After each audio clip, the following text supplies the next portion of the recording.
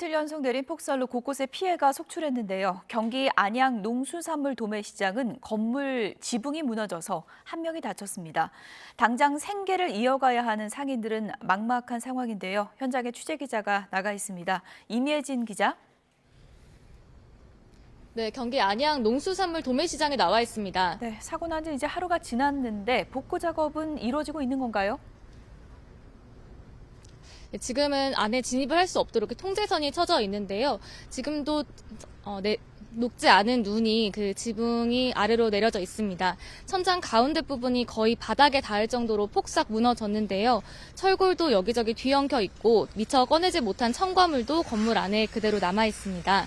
옆에는 떨어진 지붕 잔해에 차량이 깔려 아슬아슬하게 세워져 있고 외벽도 여기저기 찌그러져 있습니다.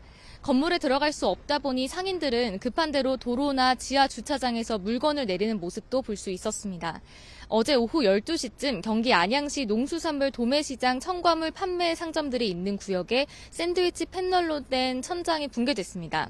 경찰과 소방은 이틀 연속 많은 눈이 내리면서 무게를 견디지 못하고 무너진 것으로 보고 있습니다. 하루 전부터 쇠파이프가 터지는 듯한 소리가 나는 등 붕괴 전조 증상이 있었는데요. 이 때문에 상인들이 미리 대피하고 시장 영업도 중단한 상태였습니다. 그러다 불꽃이 갑자기 튀면서 건물 한쪽 천장이 무너졌는데요. 안에 남아있던 사람들이 황급히 대피하는 모습이 당시 긴박했던 상황을 보여줍니다. 이 사고로 대피하던 손님 한 명이 낙하물에 맞아 머리와 무릎을 다쳤습니다. 네, 당장 상인들이 참 막막할 것 같은데요. 복구 얼마나 걸릴까요? 상인회와 안양시가 오늘 아침 8시쯤 회의를 진행했는데요.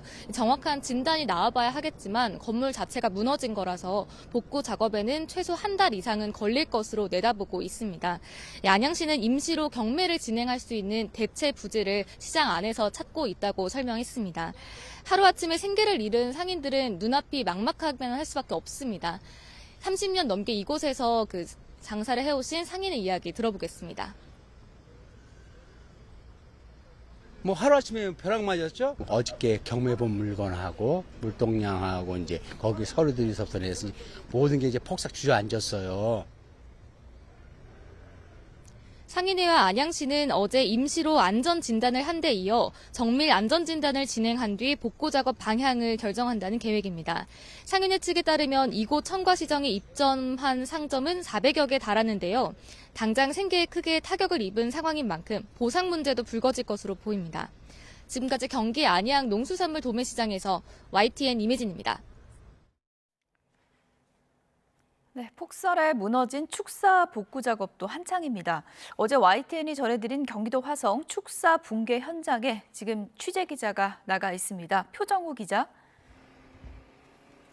네, 경기 화성시 우정읍 축사 현장에 나와 있습니다. 네, 현장 상황 전해주시죠.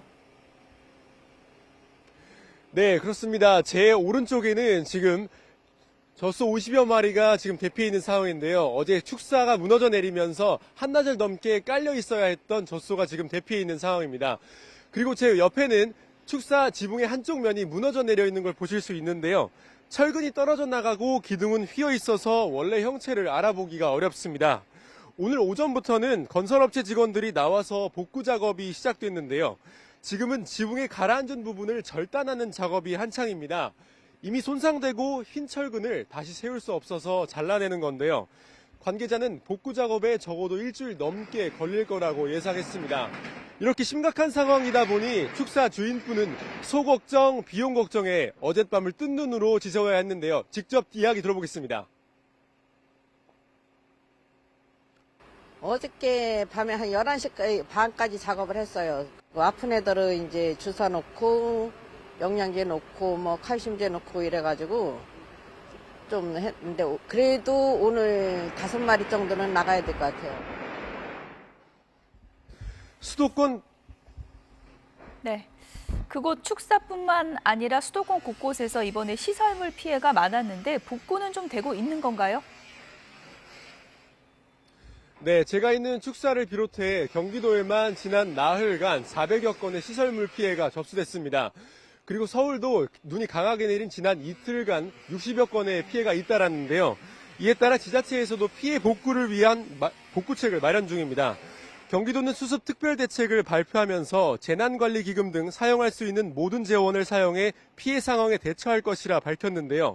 제설장비 9천여 대를 총동원하고 경찰과 소방 등 유관기관 등 가용 인력 25만 명을 제설 작업에 투입할 예정입니다. 다만 소상공인이나 자영업자들에 대한 지원 방안이 아직 구체적으로 나오지 않은 상황이라 이곳 농장주를 포함해 피해를 본 시민들이 일상으로 돌아가는 데까지 상당히 시간이 걸릴 것으로 보입니다. 비록 폭설은 그쳤지만 낮은 기온으로 곳곳에 눈이 얼어 있어서 추가 피해가 발생하는 것에도 주의하셔야겠습니다. 지금까지 경기 화성시 우정읍에서 YTN 표정호입니다. 충북 지역에는 눈이 그쳤지만 피해 복구는 엄두도 내지를 못하고 있습니다. 쌓인 눈이 녹지 않으면서 작업 자체가 어렵다고 하는데요. 취재기자 연결해서 현장 상황을 좀 들어보겠습니다. 김기수 기자. 네, 충북 음성에 나와 있습니다. 네, 아직도 눈이 많이 쌓여 있는 것 같은데 지금 복구 작업을 시작도 못한 건가요? 네, 제 뒤로 보이는 것처럼 하우스가 완전히 무너져 내렸습니다. 입구를 보시면은 쌓인 눈이 완전히 얼어 있는 모습이고요.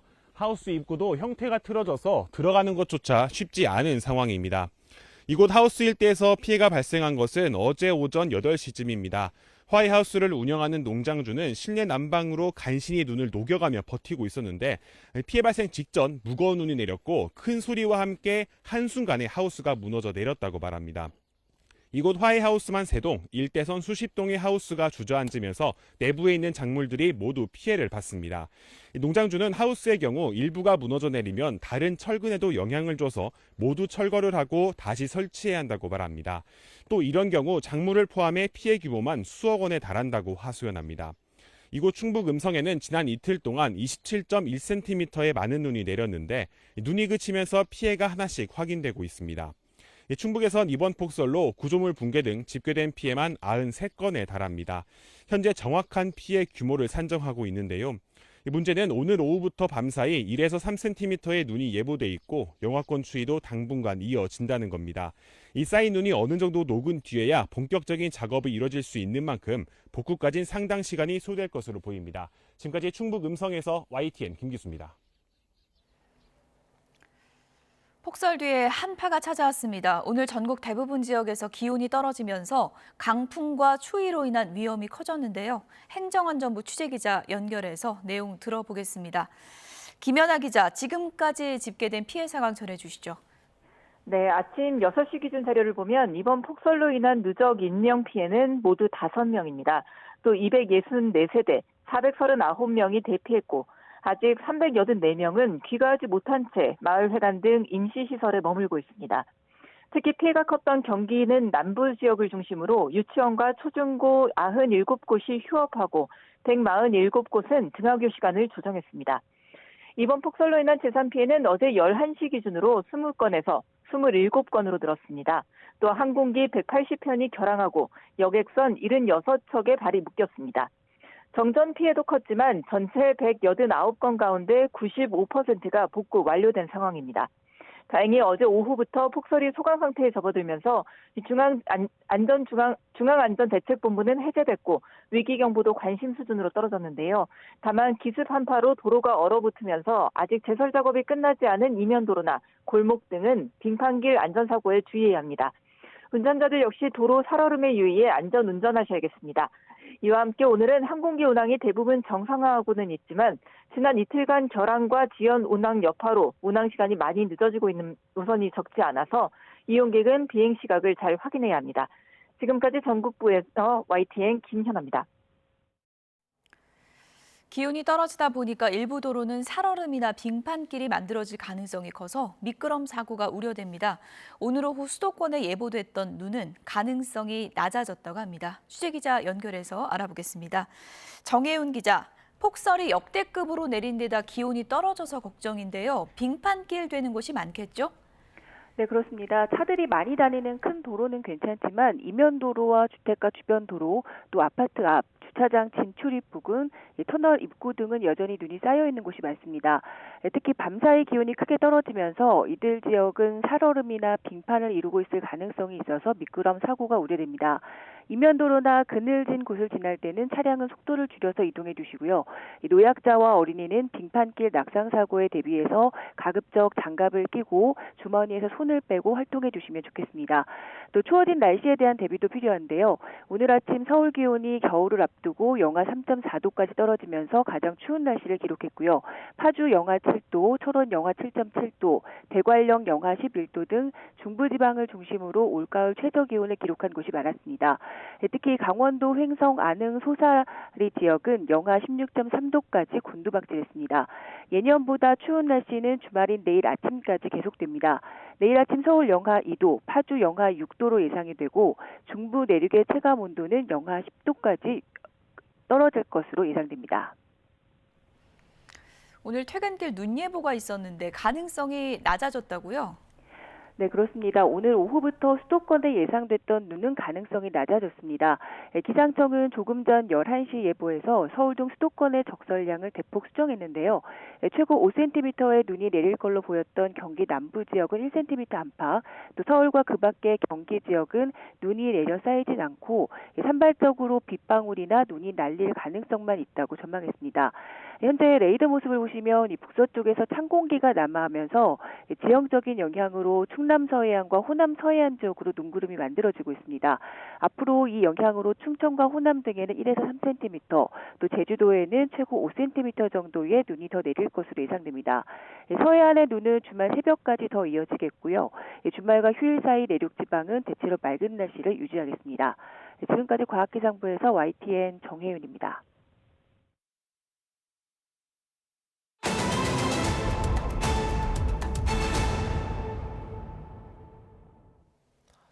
민주당이 감사원장에까지 탄핵 공세를 넓히는 등 대여 공세 수위를 최고조로 끌어올리고 있습니다. 여당은 민주당의 정권 흔들기가 도를 넘었다며 당장 위법적인 탄핵을 멈추라고 촉구하고 있는데요. 최재 감사원장은 회의 참석차 찾은 국회에서 이례적으로 관련 입장을 표명했습니다. 국회 취재기자 연결합니다. 박정현 기자. 네, 국회입니다. 민주당이 최재 감사원장 탄핵 추진을 공식화하는 가운데 정치권의 공방이 거세지고 있다고요? 네, 헌정사상 첫 감사원장 탄핵 추진입니다. 민주당은 김건희 여사 개입 의혹이 거론된 대통령 관저 이전 관련 부실감사, 국회 위증 문제 등을 탄핵 사유로 거론했습니다. 다음 달 2일 검사 3명 탄핵 소추안과 함께 국회 본회의에서 보고하고 이틀 뒤 곧장 의결에 나선다는 계획입니다. 이에 오늘 국회 예결위원회에 출석하는 최 원장은 기자들과 만나 민주당의 탄핵은 정치적 탄핵이라며 매우 유감스럽다는 입장을 내놨습니다. 한마디로 말씀드리면 헌법 질서의 근간을 훼손하는 이러한 정치적 탄핵에 대해 매우 유감스럽게 생각합니다. 민주당의 부실감사 문제 제기에는 법과 원칙에 따른 감사 내용을 그대로 보고서에 담았을 뿐이라고 강조했습니다. 위증 문제 역시 국정감사장에서 충실하게 대답했다고 생각한다며 정확히 뭘 위증했다는 건지 제시한 바가 없어 인정하기 어렵다고 답했습니다. 그러면서 스스로 사퇴할 의향은 없다고 선을 그었습니다. 이에 여당은 22대 국회 들어서만 10번째 탄핵 소추라며 정부 무력화 시도이자 광란의 폭주라고 맹비난했습니다. 추경호 원내대표는 아침 회의에서 최 원장의 직무를 정지시켜놓고 문재인 정부가 임명한 감사위원이 감사원을 이끌도록 해 민주당 산하기구로 만들려는 교활한 속셈이라고 주장했습니다. 집값 통계 조작, 무리한 탈원전 정책에 따른 월성원전 1호기 조기 폐쇄, 사드 군사기밀 유출 등 문재인 정부 적폐 감사에 대한 명백한 보복입니다. 민주당은 탄핵과 동시에 특검 공세 수위도 연일 끌어올리고 있죠. 네, 민주당은 어제 대통령과 그 가족이 수사 대상인 경우 여당의 특검 추천권을 배제하는 상설특검 규칙 개정안을 통과시켰습니다. 국회 운영규칙 개정이기 때문에 대통령 제2요구권 대상도 아닙니다. 따라서 즉시 시행되는 상설특검법엔 대통령이 후보자 추천을 받은 뒤 사흘 내 한 명을 임명토록 돼 있습니다. 민주당은 이를 지키지 않을 경우 법 위반이라 대통령 탄핵 사유에도 해당한다며 날을 세우고 있습니다. 다만 민주당은 우선 김건희 여사 특검법 재표결이 진행되는 오는 10일 본회의까지는 상황을 지켜보고 상설특검 가동을 검토한다는 계획입니다. 당원 게시판 논란 등으로 여당 내분 상황이 심상치 않은 만큼 분열의 틈을 파고들어 재표결까지 이탈표 극대화를 노린다는 전략입니다. 박찬대 원내대표는 아침 회의에서 개파 간 싸움으로 난장판이 된 여당 상황이 민망하고 한심하다며 한 대표가 살 길은 대통령 부부와 갈라서는 것뿐이라고 지적했습니다. 김건희 여사가 이 정권의 최고 존엄이며 한지붕 두 가족을 결코 용인하지 않겠다는 용산의 굳은 의지를 보여주는 것이 이 사태의 본질 아니겠습니까? 국민의힘은 우선 상설특검 규칙 개정에는 헌법재판소의 권한쟁의 심판이나 헌법소원을 제기하는 등 모든 법적 수단을 동원해 강력 대응한다는 방침입니다. 특검 후보 추천 과정에 여당을 제외하는 건 위헌적 요소가 다분하다는 건데 원내 지도부 관계자는 통화에서 준비를 마치는 대로 곧바로 법적 절차를 밟을 계획이라고 전했습니다. 하지만 당장 오는 10일 김 여사 특검법 재표결이 고비입니다. 당원 게시판 논란을 둘러싼 개파 간 감정 싸움이 격화되자 원내 지도부를 중심으로 자제력을 내린 바 있습니다. 다만 한 대표가 깔끔히 입장을 밝히고 넘어가면 그만이라는 친윤계와 계속 공격을 하는데 무슨 휴전 제안이냐는 친한디가 팽팽히 맞서고 있어 논란은 쉽게 가라앉지 않을 거로 보입니다. 지금까지 국회에서 YTN 박정현입니다. 검찰이 창원시와 경상남도에 대한 압수수색에 나섰습니다. 명태균 씨가 창원 제2국가산단 부지 선정에 개입을 했다는 의혹 관련 자료를 확보하기 위해서인데요. 자세한 내용 취재기자 연결해서 알아보겠습니다. 이명준 기자, 검찰의 압수수색 상황 전해주시죠. 네, 검찰이 창원시와 경상남도에 대한 강제 수사에 나섰습니다. 창원지방검찰청은 오늘 오전 9시 반쯤부터 창원시 전략산업국장실, 전략산업과 감사관실을 압수수색하고 있습니다. 또 10시 40분쯤부터는 경상남도 도시주택국장실, 산업단지 정책과에 대한 압수수색을 진행하고 있습니다. 명태균 씨가 창원 제2국가산업단지 부지 선정에 개입했다는 의혹과 관련한 자료를 확보하려는 겁니다. 명 씨는 창원시에서 대비 정보를 받아 지인들에게 인근 토지를 사들이라고 권유했다는 의혹을 받고 있습니다. 명 씨는 구속되기 전 검찰 조사에서 창원시 공무원들이 대비 자료를 보여준 적이 있지만 보고 나서 곧장 폐기했다고 진술한 것으로 알려졌습니다. 명 씨는 김영선 전 의원 사무실에 총괄본부장이라는 직책을 갖고 창원시 공무원들과 김 전 의원 지역구 사무실에서 관련 회의를 한 적도 있습니다. 이에 대해 창원시는 산단 추진 계획 등을 명 씨에게 보고하고 지시받은 적이 없다고 해명했습니다. 국토교통부도 설명 자료를 내고 신규 산단 후보지는 공정하고 적법한 절차를 거쳐 선정됐다고 설명했습니다. 지금까지 경남취재본부에서 YTN 이명준입니다. 롯데그룹이 최근 불거진 유동성 우려를 잠재우기 위해 자산 재평가와 저수익 자산 매각을 추진하기로 했습니다. 우선 롯데쇼핑은 재무구조 개선을 위해 15년 만에 7조 6천억 원 규모의 보유 토지 자산을 재평가한다고 밝혔습니다. 이어 백화점은 저수익 점포 위주로 효율화를 진행하고 부산 센텀시티점의 경우 매각을 포함한 여러 방안을 검토하고 있다고 설명했습니다. 호텔 롯데는 산하 브랜드인 L7과 시티를 매각한 뒤에 위탁 전환하는 방안을 검토하고 있으며 롯데건설은 이자 비용 축소를 위해 부실 사업장을 정리한다는 방침입니다. 삼성전자가 올해 임원 인사에서 인공지능과 차세대 반도체 등 미래 성장을 이끌어갈 신기술 분야 인재를 다수 승진시켰습니다. 삼성전자는 2025년 정기 임원 인사에서 부사장 35명, 상무 92명, 마스터 10명까지 모두 137명을 승진 발령했습니다. 이 가운데는 AI가 전의 기능 고도화 등 성과를 창출한 홍주선 회로개발 그룹장과 이 D램의 경쟁력 강화를 주도한 배승준 D램 설계 3그룹장 등 신기술 분야 인재들이 다수 포함됐습니다. 대한항공 아시아나항공 합병이 최종 관문을 넘었습니다.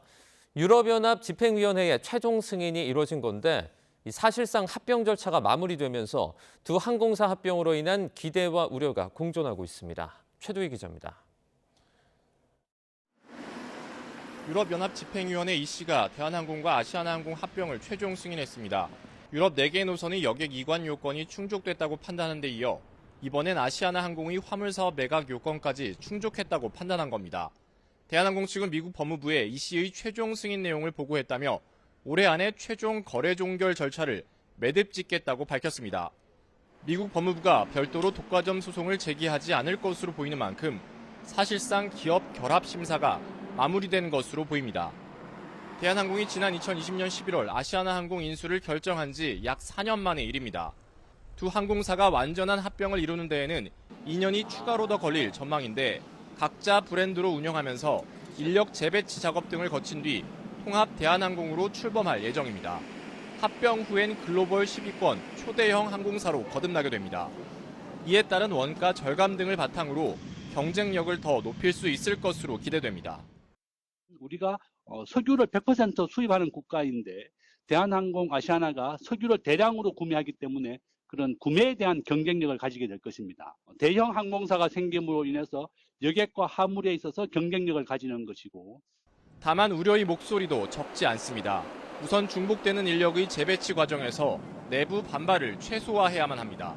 양사의 마일리지 제도 통합 과정에서 대한항공과 아시아나의 비율을 어떻게 할지를 놓고 합리적인 방안을 마련해야 하는 과제도 남았습니다.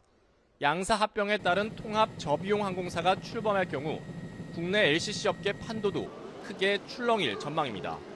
YTN 최두입니다. 소속사 어도어와 갈등을 겪어온 그룹 뉴진스가 결국 전속 계약을 해지하겠다고 밝혔습니다. 소속사의 계약 위반 사항들을 바로잡아달라고 마지막으로 요구해봤지만 달라진 건 없었다며 시한으로 제시한 당일 곧바로 결단을 내렸습니다. 먼저 송재인 기자의 보도입니다. 최후 통첩 당일 뉴진스 멤버들은 어도어의 자세한 답변을 확인하기 전부터 사실상 헤어질 결심을 굳혔던 것으로 보입니다. 메일로 어도어의 답변을 받아들기 전 이미 언론에 긴급 기자회견 개최 소식을 알린 겁니다. 그렇게 취재진 100여 명 앞에 앉은 멤버들. 미소와 함께 인사말을 전한 것도 잠시 곧바로 어도어와 전속계약 해지 계획을 알렸습니다. 어도어는 뉴진스를 보호할 의지도 능력도 없어요. 남기에는 시간 아까운 것과 정신적인 고통. 해지 시점은 29일부터라고 설명했는데 앞서 어도어의 전속계약 해지 가능성을 언급하며 28일 자정까지 계약 위반 사항들을 바로잡아달라고 요구했지만 결국 달라진 게 하나도 없는 만큼 시한으로 제시했던 그 시점에 예고했던 대로 전속계약이 끝나는 거라고 주장했습니다. 저희가 약속한 시간이 4시간도 남지 않은 상황이고요. 시정해 주실 생각이 있으셨다면 이미 전에 충분히 행동으로 보여주실 수 있으셨을 거란. 어도어는 그동안 사실상 하이브와 한 몸이면서 다른 기업이라 책임이 없다는 듯 말장난을 해왔고 실제 멤버들에게 보내온 답변에서도 개선에 대한 관심은 찾아볼 수 없었다며 추후 언론에 공개하겠다고 예고했습니다. 14일이라는 시간이 부족했다. 멤버들과의 면담 없이 이런 일이 진행되어서 슬프다. 전부 거짓말과 벽면뿐이었어요. 해외 팬들을 위한 별도 영문 입장 발표와 질의응답까지 40분 동안 기자회견이 진행된 뒤 1시간 만에 어도어도 정면 반박 입장을 냈습니다. 일방적으로 신뢰가 깨졌다고 주장하는 건 전속계약 해지 사유가 될 수 없다며 강경한 태도를 보인 만큼 양측의 갈등은 계속 이어질 전망입니다.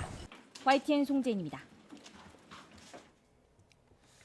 그룹 뉴진스와 전속계약 분쟁을 벌이게 된 어도어가 멤버들에게 보낸 답변 내용이 공개됐습니다.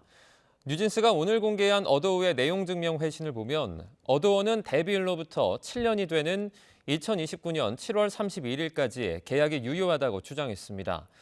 특히 뉴진스가 계약 위반이라고 주장하는 상당수의 사안은 제3자의 언행이 문제된 것이고 어도어는 연예활동 지원과 정산 등 계약 내용을 충실히 이행했다는 입장인 것으로 확인됐습니다.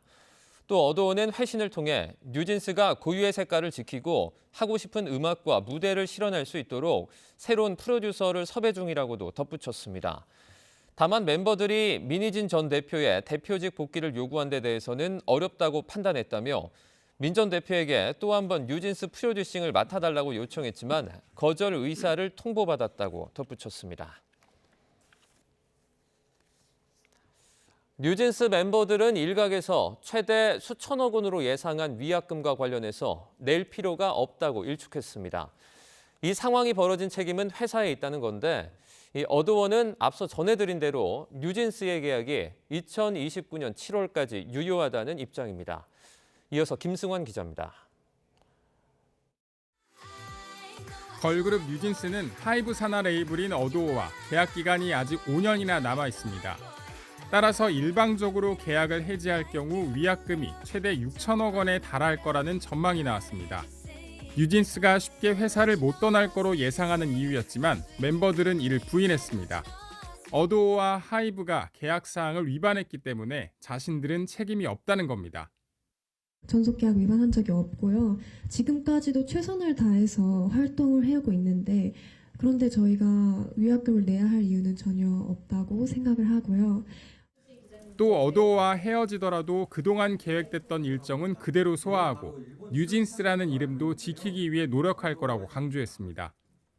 예상대로 뉴진스 엄마로 불리는 민희진 전 대표와 향후 활동을 함께하고 싶다는 희망도 드러냈습니다. 정말 좋아하는 음악 그리고 좋아하는 사람들과 함께 해나가고 싶은 마음을 대표님께서 원하신다면 대표님과 함께 그 일들을 해나가고 싶다는 말씀이었어요. 이에 대해 어도어는 멤버들의 주장처럼 회사가 계약을 위반하지 않았다고 잘라 말했습니다. 회사와 멤버들 간 전속 계약도 여전히 유효하다면서 계약 해지하겠다는 멤버들 주장을 받아들이지 않았습니다. 향후 일정도 지금까지와 마찬가지로 회사와 함께 해달라고 요청했습니다. 정식으로 전속 계약을 해지하려면 법적 절차가 필요한 만큼 향후 긴 싸움이 불가피할 것으로 보이는 가운데 이미지가 생명인 걸그룹으로서의 활동이 지장을 받을 수 있다는 전망도 나옵니다. YTN 김승환입니다.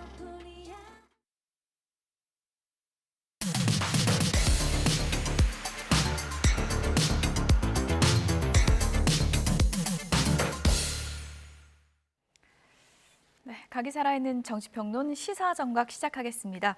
오늘은 김진전 중앙일보 논설위원 그리고 최창렬 용인대 특임교수 두 분 나오셨습니다. 어서 오세요. 안녕하세요. 네. 먼저 첫 번째 키워드 영상으로 보겠습니다. 지난달 초 두 번째 김건희 여사 특검법 재표결을 앞두고 한동훈 대표는 반대 입장을 분명히 했습니다. 부결시키는 것이 맞다고 생각하고 부결시키는 것이 맞다고 생각하고 한동훈 대표 사퇴와 같은 글을 쓰는 사람들은 고발한다. 발언하실 때 사실관계 좀 확인하고 말씀하시면 좋겠는데요.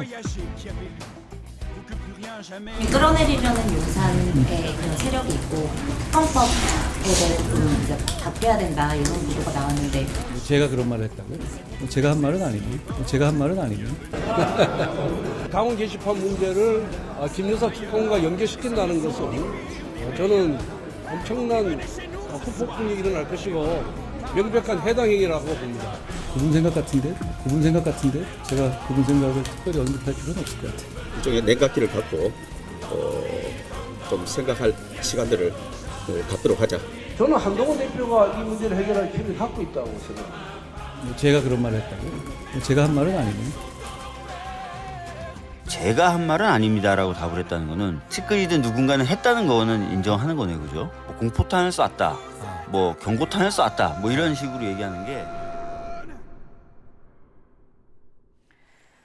네, 김건희 여사 특검에 대한 한동훈 대표의 뉘앙스가 조금 달라진 건 맞는 것 같습니다. 김진 의원님. 공포탄을 쏜 건 맞습니까?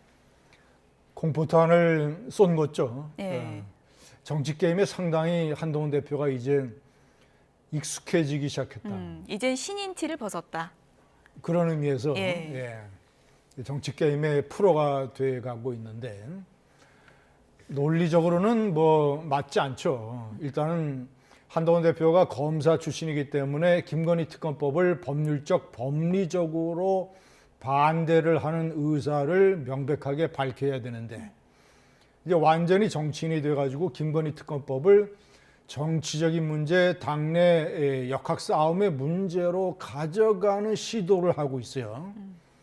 지난번에 두 번째 표결 때 명백하게 반대를 했던 상황에서 지금 오히려 더 강하게 반대를 해야 되는 이유만 늘었지 이것을 애매모호하게 답변할 만한 상황 변화는 없는데 예. 오히려 이제 슬쩍 발을 빼면서 애매모호한 작전으로 일종의 정치 게임을 하고 있다.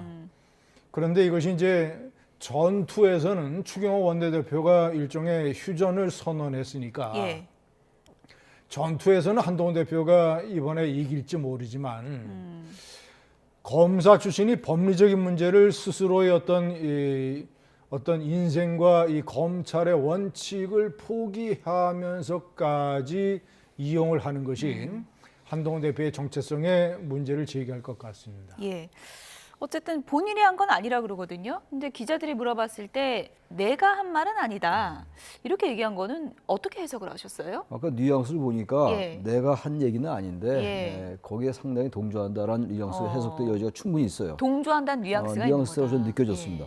제가 한 말은 아니네요. 그 얘기는 그러나 일리가 있는 말이네요라고 드릴 수가 있는 거란 말이에요. 아니면 팔쩍 뛰어야 되는데. 그리고 예. 정면으로 부정을 해야죠. 예. 그거는 있을 수 없는 일이다. 우리가 두 번째 특검도 반대했습니다만 그 이후로 바뀐 상황이 없다. 당연히 이제 세 번째 특검도 우리는 재표결에 부결한다. 이렇게 예. 나와야 되는데 제가 한 어딩은 아닙니다. 이런 얘기잖아요. 그러니까 아까 박주민 의원 얘기처럼 김건희 여사 특검에서 조금 입장이 바뀌는 것 같긴 해요. 예. 근데 저게 제가 볼 때는 저 이제 당내 갈등도 지금 있는 상황 아니에요. 뭐 이따 얘기가 나오겠습니다만 당내 게시판 문제하고 김건희 여사 특검하고 같이 연계된 문제는 아닌데 문제는 대통령과 당대표와 여당 대표의 갈등이 당내 갈등으로 비화되고 있는 건 분명하지 않습니까? 그 상황 속에서 김건희 여사 특검이 연기 하나의 매개고리가 되면 안 되는 건데 예. 그것보다 더 본질적인 거는 김건희 여사 특검 문제를 물론 지금 제가 봐도 야당의 그 특검 조항이 좀 문제가 있는 건 있어요. 그렇다 하더라도 기본적으로 많은 국민들이 김건희 여사가 이러이러한 부분은 의혹이 있다라고 보는 부분이 있는 거란 말이죠. 근데 예. 그 부분을 이게 당내 갈등의 국면 게임의 차원에서 이걸 방어하는 게 한계가 있지 않을까. 그게 더 본질인 것 같아요. 예. 네. 어쨌든 공포탄은 쏜 건 맞다고 하셨는데 그럼 한동훈 대표 마음 안에 여러 가지 시나리오 중에 나중에 이 공포탄이 아니라 실탄을 쏠 가능성도 있다고 보십니까?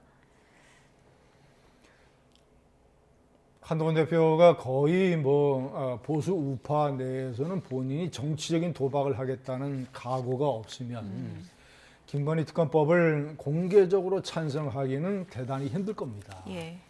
그건 일종의 윤한 갈등의 마지막 레드라인, 마지노선. 예. 박근혜 탄핵을 둘러싸고 보수 우파가 완전히 양쪽으로 쪼개졌잖아요. 예. 김건희 특검법은 만약에 통과가 되면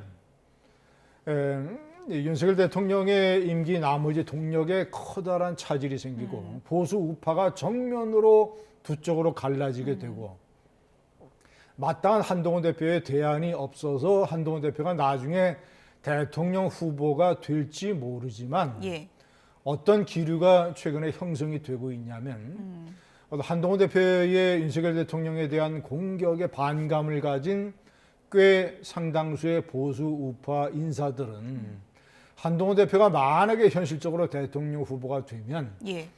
기권을 하든가 민주당 후보를 찍는 한이 있어도 한동훈 대표를 찍지는 않겠다. 비토 감정이 엄청 세질 거다. 예. 이 비토 감정이 현재도 이제 조금씩 꽤 형성이 되고 있는데 예. 만약에 김건희 특검법을 가지고 좀 더 이제 정치적인 게임을 하고 마지막에 통과라고 하는 실탄을 쏴버리면 비토 세력이 눈덩이처럼 커져서 상당히 위협이 되고 그러니까 전쟁에서 한동훈 대표가 과연 이길 수 있을 것인가.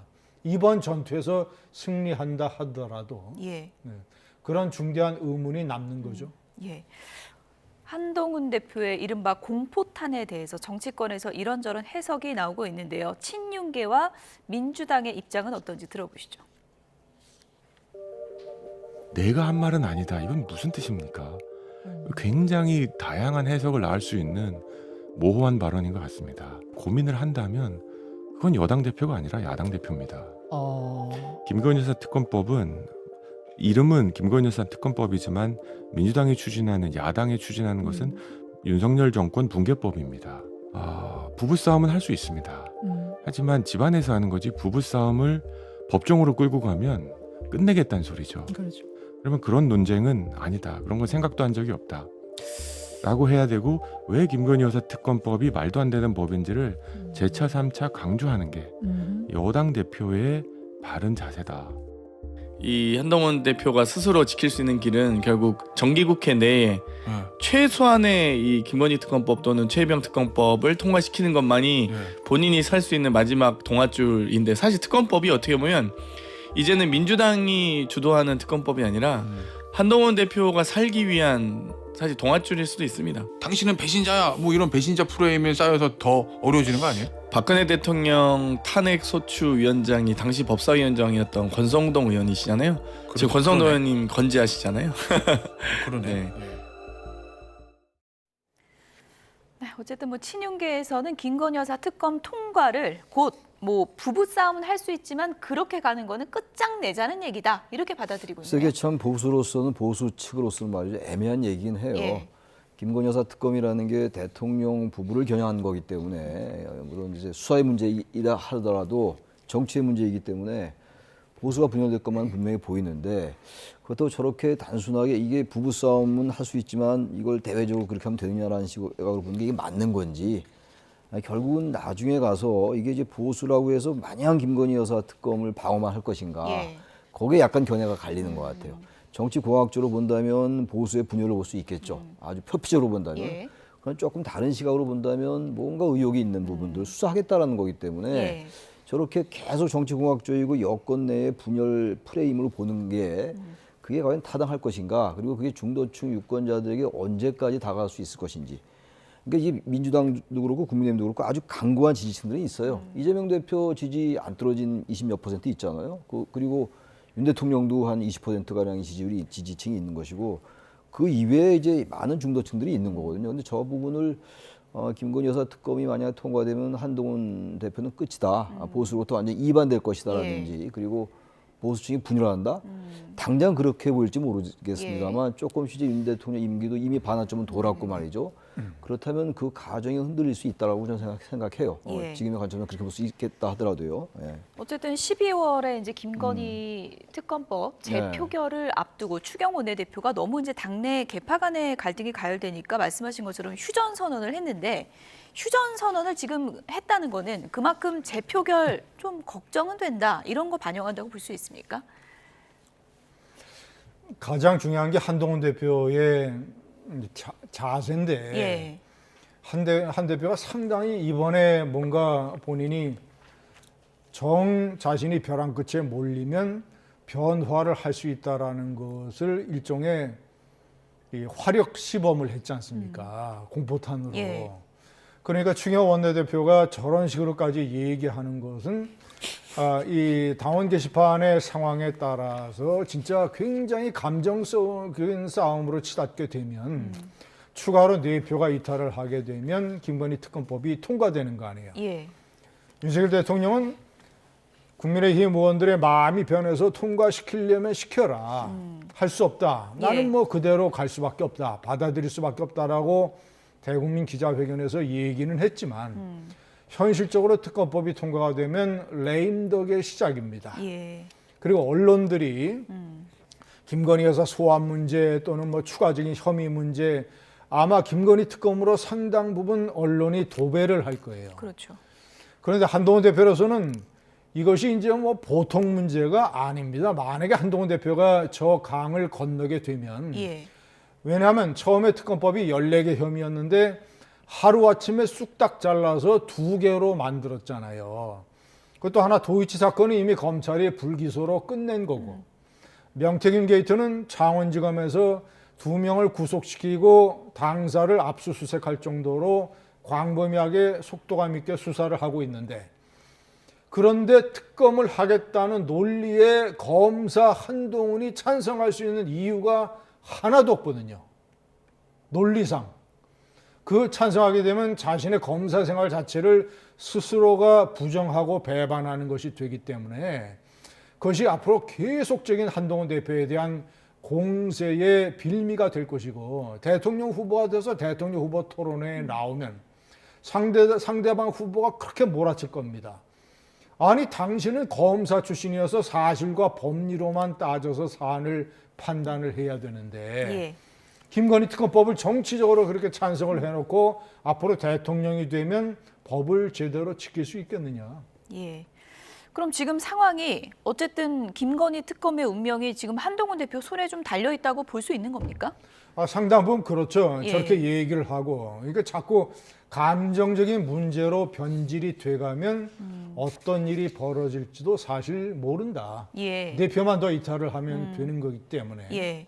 근데 한동훈 대표가 뭐 공개적으로 찬성하자 이렇게 밝히지 않고 의원들 개개인별로 이거 비공개 투표니까 한 4명만 더 이탈해도 이게 찬성될 수 있는 거잖아요. 그렇죠. 그러니까 저거는 저 부분은 뭐 어떤 경우라도 한동훈 대표가 당론을 할 수는 없어요. 김건희 여사 특검 우리 부결을 하지 말고 재표결해서 가결합시다라고 할 수는 없는 노릇인데 이 당내 갈등이라는 게 친윤과 친한의 갈등이라는 게 지금 당원 게시판 관련해서도 그렇고 워낙 이제 이게 대통령과 대표와의 갈등에서 당내 갈등으로 이제 전환이 됐는데 이것은 친윤 쪽에서는 이번 걸 기회로 해가지고 어쨌든 한동훈 대표의 타격을 주자라는 게 이렇게 보이긴 해요. 예. 그런 상황 속에서 김건희 여사 특검이 그렇게 되면 안 되는 것임에도 불구하고 자연적으로 연계가 될 수밖에 없죠.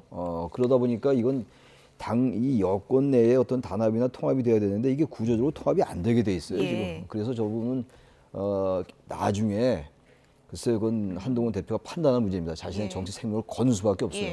그렇다고 계속 김건희 여사 특검을 방어만 하자면은 지지율이 한계에 봉착할 거고 정치에 머무를 것 같고 말이죠. 그렇다고 찬성하자니 자신의 보수 내에서의 위상 같은 것들을 의식 안 할 수 없는 상황이라서 저 부분 결국 오로지 한동훈 대표가 정치적 판단을 해야 되는데 저는 결국은 민심은 따를 수밖에 없다. 그게 정치다라고 생각합니다. 그래서 재의결 날짜에 국민의힘은 어떻게 할 것인가 지금 집단 기권설 이게 나오고 있거든요. 그 시나리오는 괜찮다고 보세요? 저는 아마 그렇게 가지는 않을 걸로 봅니다. 왜냐 집단 기권이라고 하는 것은 일종의 공개 투표입니다. 예. 명패와 투표용지를 국회의원들이 받아들고 기표소 안에 가서 커튼 안에서 기표를 해서 투표함에 집어넣어야 되는 것인데 그렇지 아니하고 기표를 안 하고 명패와 투표용지를 그냥 백지 상태로 투표함에 집어넣는다는 거 아니에요? 예. 그것은 사실상의 공개 투표죠. 북한 김정은이의 노동당식의 투표죠. 예. 그래서 말은 저렇게 나와도 그래도 이탈표 단속하는 건 확실하지 않겠습니까?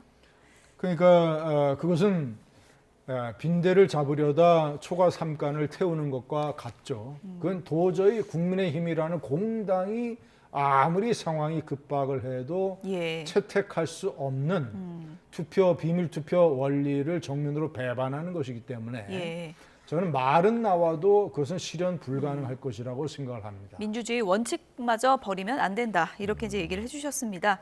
지금 뭐 당내 갈등이 여러 갈래로 지금 심화되고 있는데 당내 게시판 논쟁은 뭐 친인척, 집안 싸움까지 번지는 분위기죠. 지금 친한계에서는 김건희 여사 고모의 SNS 내용을 가지고 반격에 나서기도 했는데요. 관련해서 김재원 최고위원 목소리 들어보시죠. 고모라는 분은 사실 엄밀한 의미에서 보면 우리가 말하는 가족 개념에서는 조금 벗어나 있죠. 우리가 보통 그 이야기하는 그런데 가족이라고 볼 수도 있고 한데 이분이 당원 게시판에 지금 글을 올려서 그 난동을 부린 게 아니잖아요. 당원이 인증을 하고 글을 올리고 그러나 내 글인지 아닌지 지금 확인하지 않아서 벌이는 문제와는 차원이 다르지 않습니까? 그리고 고모까지 이야기하면 이제 또 이모도 찾아내야 되고 또 조카도 찾아야 되고 그건 의미가 없는 이야기죠.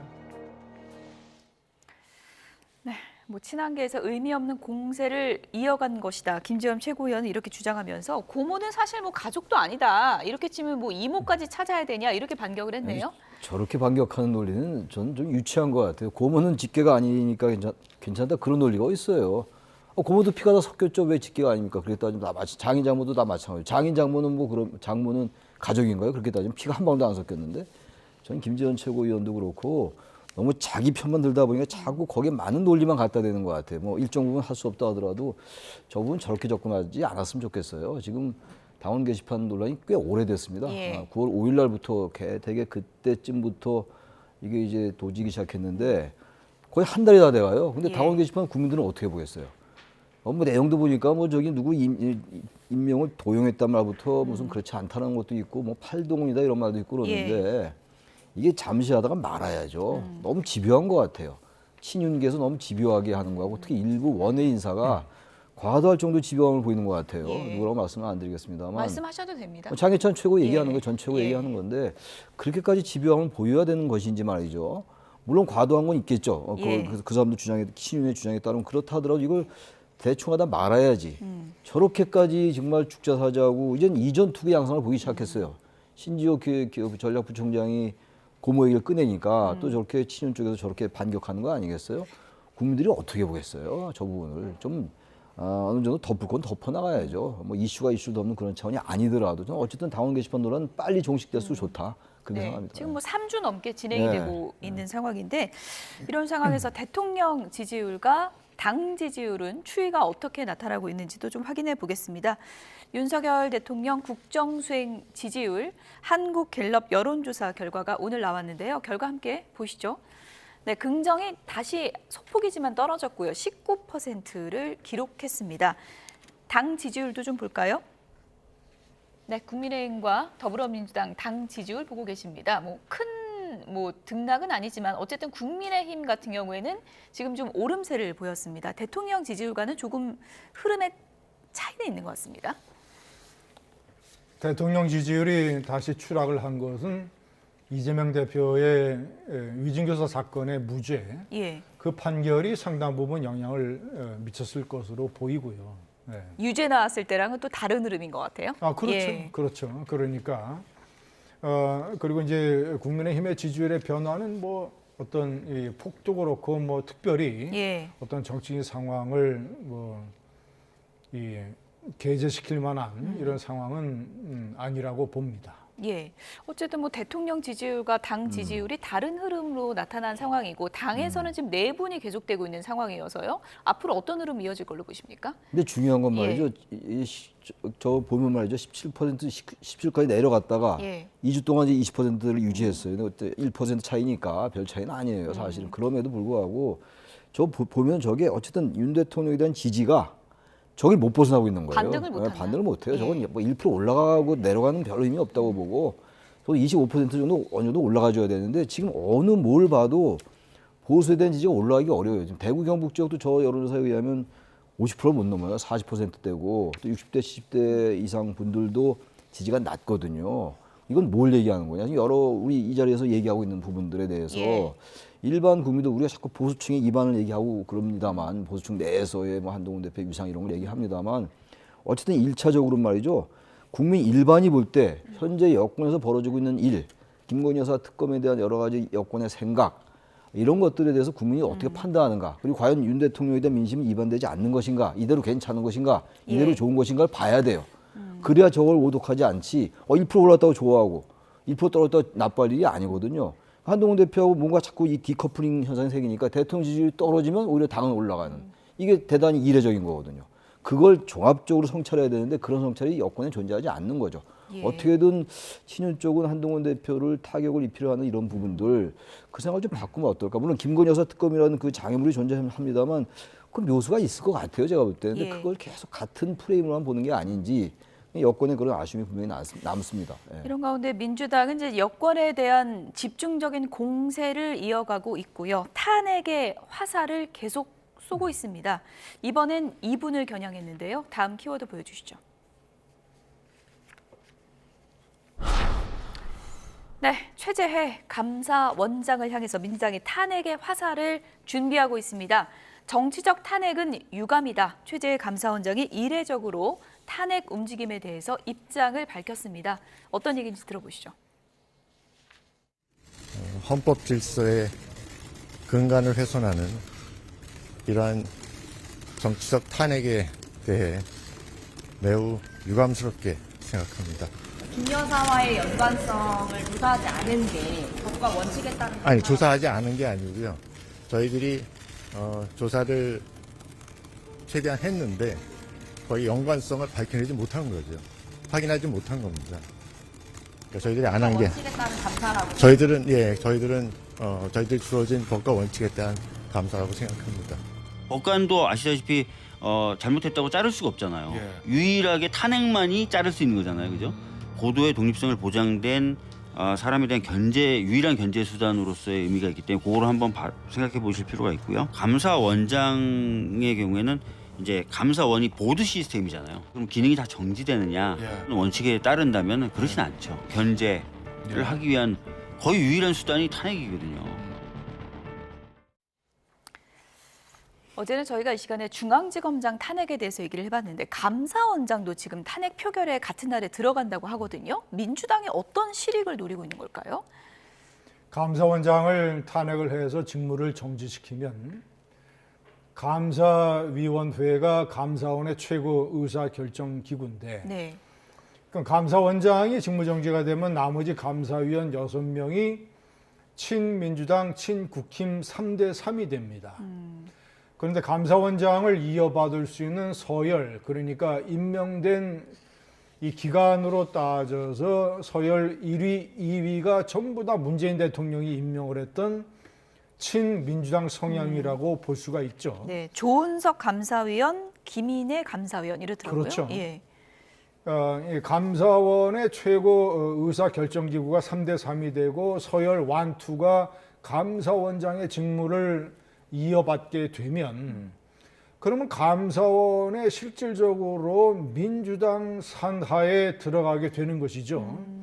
최고 의사결정. 그렇게 되면 어떤 윤석열 대통령에 대한 정권에 대한 어떤 공격성 감사 이런 것도 이제 검토가 가능하게 되고 최재해 감사원장에 대해서는 문재인 대통령이 임명한 감사원장이지만 문재인 정권의 통계 조작이라든가 서해 공무원 피살 사건 같은 아픈 부분에 대한 감사를 철저하게 해서 발표한 사람 아닙니까? 예.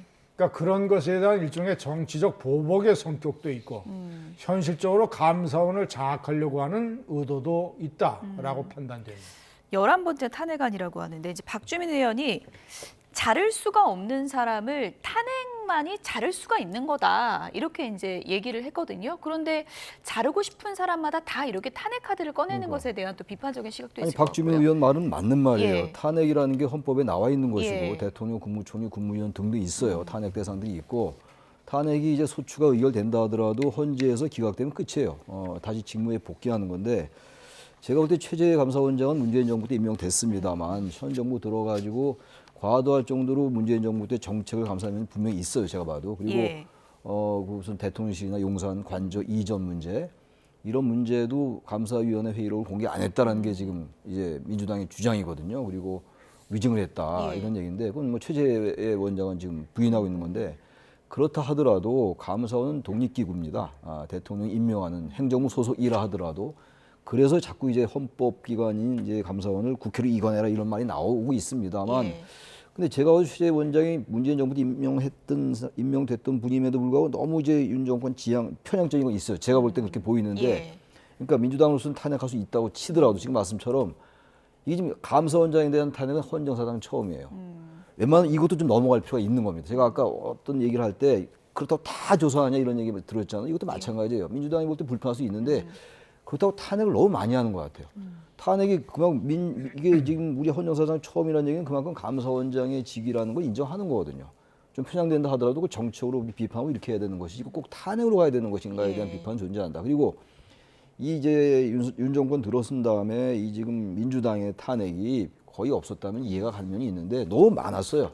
제가 지금 가지고 가는 너무 많아요 지금 탄핵이. 예. 그래서 헌재에서 인용된 게 거의 없다고요 지금. 그렇다면 이런 거 좀 자제할 필요가 있어요. 권력이라는 게 많은 분들이 얘기하는 겁니다. 권력은 자제될 필요가 있어요. 헌법에 보장된 권한이라 해서 그래서 우리가 대통령의 거부권을 비판하는 거 아니겠어요? 대통령의 거부권도 주어진 권한입니다. 근데 남발한다 비판하잖아요 민주당이. 예. 같은 논리예요. 탄핵권이 분명히 있습니다 국회가. 민주당에게 있는 게 아니라 국회가 있는 거니까 국회가 민주당이 하는 거죠. 근데 이것도 좀 자제해야죠. 예. 왜 그 대통령 거부권 비판하면서 이거 왜 이렇게 합니까? 같은 논리를 왜 잣대를 같이 적용 안 하냐고 제가 항상 비판하는 겁니다. 예. 어쨌든 뭐 민주당 지금 계획대로라면 12월 초에 이제 표결을 하겠다는 건데 중앙지검장과 감사원장이 함께 탄핵되는 초유의 사태 이 부분이 여론이 또 어떻게 흘러갈지 이 부분을 좀 지켜봐야 될 것 같습니다. 어제 있었던 국방위 모습도 마지막으로 좀 보겠습니다. 대통령의 골프가 화두가 됐는데요. 마지막 키워드 보여주시죠. 김용현 장관이 이 키워드를 꺼내들었습니다. 노무현 대통령도 라는 얘기를 꺼내들었는데요. 노무현 전 대통령 얘기가 왜 나왔을까요? 들어보시죠. 대통령이 왕입니까? 내 놀고 싶은 대로 내 휴가 일정 맞춰서 문 열어라 이렇게 명령하는 자리입니까? 아니죠. 마치 자기는 로또 당첨된 것 같은 기분으로 했다. 잊을 수 없는 정말 영광된 자리다. 이런 얘기를 하면서 눈물이 걸성이었어요. 노무현 대통령님 거의 매주 운동하셨지 않습니까? 그거 하실 때 그냥 하셨습니까? 앞뒤 팀, 두세 팀 다 빼고 하셨지 않습니까? 그래서 노무현 대통령을 직접 앞에 있다고 생각하고 사과해보세요. 그 표현은 자주 하셨다는 것을 그렇게 표현을 한 것이다. 이렇게 저는 말씀드리고 싶습니다. 장관께서 거두절미하고 조건 붙이지 말고 하관하세요. 난 그게 장관의 기본적인 품성과 관련된 평가 차원이라고 생각해요. 예, 의원님 말씀 존중합니다. 그 발언에 대해서 사과하겠습니다. 네, 마지막에 이제 사과는 했습니다. 그러니까 노무현 전 대통령이 매주 친 건 아니고 이제 자주 친 걸 얘기한 거다. 지금 뭐 그렇게 해석하면 되는 겁니까? 아니 뭐 발언 저렇게 하면 안 되죠. 예. 무슨 뭐 윤 대통령에 대한 방어를 한다고 해서 뭐 과거 대통령 끌어들여가지고 그렇게 할 필요 없다 그런 얘기예요. 항상 제가 말씀드리는 게 있는 그대로 얘기하면 돼요. 예. 노 대통령이 매주 하진 않았잖아요. 근데 그게 뭐 그렇게 비유했다고 저는 저렇게 비유한 자리가 아니죠. 전 그래서 골프 칠 수 있죠. 예. 근데 이제 그 부분에 대해서 저렇게 또 여야 간에 뭐 대통령 장관이 여당은 아닙니다만 어쨌든 휴가 중에 골프 친 건 공식적으로 인정을 한 인정을 거예요. 했으니까 예. 단지 이제 최근에 왜 그 이제 트럼프가 예. 트럼프 당선인이 골프를 잘 치니까 골프 외교 때문에 이제 채를 얼마나 잡았는데 이미 8월 달에도 윤 대통령이 골프 쳤다니 그것과 예. 연계되어 있는 얘기들이에요. 예. 저 얘기가. 근데 저런 얘기들도 저렇게 무슨 국회에서 할 얘기는 아닌 것 같아요. 대통령이 현실적으로 그런 게 별 좋아 보지는 않습니다만 뭐 대통령 전직 대통령도 그런 적이 있긴 있었죠. 단지 이제 국방장관이 매주 쳤는데 뭐가 문제냐라는 식으로 하는 거. 말 좀 있는 그대로 자기 양심에 비춰서 얘기를 하지 않고 그냥 장관 되면 그냥 대통령 편들고 야당은 어떻게든 장관 깎아내리려 하고 이런 태도 또 고쳐야 저런 발언이 바로 잡히는 겁니다. 예. 제가 볼 땐 그렇습니다. 대통령의 골프와 관련해서는 여러 가지 시각이 있을 수 있을 것 같은데 어쨌든 이것은 뭐 트럼프 당선인과의 골프를 위해서 친 게 아니고 휴가 때 뭐 친 거 아니냐, 뭐 골프장 다 비우고 친 거 아니냐 이런 논란인 것 같은데 그건 어떻게 보셨습니까? 용산 대통령실에서 노무현 대통령이 임기 5년 동안 골프를 몇 번 쳤는가를 조사를 해서 발표를 하면 됩니다. 김영환 장관이 국회에서 저렇게 얘기를 해서 정치적인 논란을 키울 필요 없이 노무현 대통령이 골프를 5년 동안 몇 번 쳤다. 거기에 비하면 윤석열 대통령은 굉장히 골프 횟수가 적은 것이다. 이렇게 당당하게 얘기를 하면 돼요. 제가 뭐 여러 차례 그런 지적과 인상을 가지고 있습니다만 윤석열 대통령의 특장 중에 특장이 그가 대통령이 된 이유가 당당함입니다. 예. 문재인 대통령이 그를 검찰총장에서 압살하려는데 맞서서 당당하게 싸웠던 검찰총장의 모습을 기억을 해서 유권자들이 그를 대통령으로 뽑아준 것이거든요. 그러면 골프 문제도 저는 왜 윤 대통령과 용산이 당당하지 못하는지 제가 이해를 할 수가 없어요. 예. 조지 부시 대통령은 이라크 전 때도 골프를 여러 차례 쳤습니다. 트럼프 대통령은 뭐 이 골프가 거의 뭐 임기 4년 또는 지금 당선인 시절에 골프를 뭐 거의 뭐 2, 3주에 한 번씩 이런 식으로 치고 있고, 저는 윤석열 대통령이 휴가 때 골프를 치면서 부사관을 포함시켜서 골프를 쳤다.